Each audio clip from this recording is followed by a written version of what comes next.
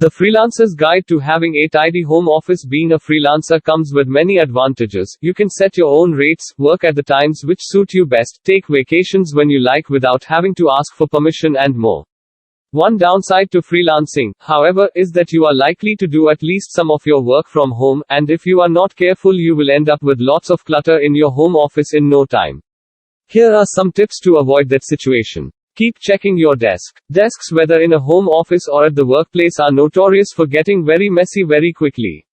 The first step to keeping your desk tidy is to invest in a few desk organizers, ideally ones that can accommodate items of different sizes and shapes.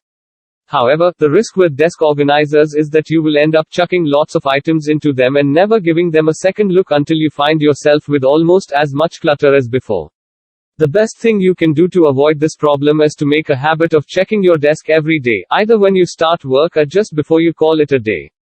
Do a visual scan of your desk, including your desk organizers, to make sure that you only have items on it that you actually need, and throw out or tidy away everything else.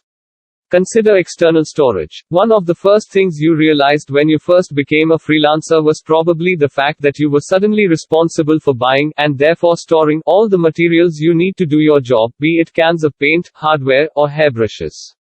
If you have lots of items that you only rarely use, but which you can't do without, consider renting a unit from storage area to keep them in until you next need them.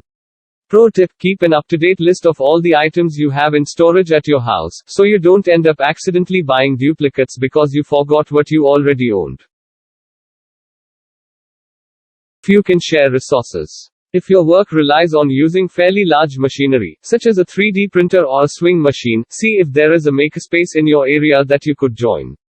A makerspace is a space open to the public where users are encouraged to experiment with using different types of equipment to create products and artifacts. A makerspace could be a permanent feature in a community building, such as a library, or it could take place on specific days.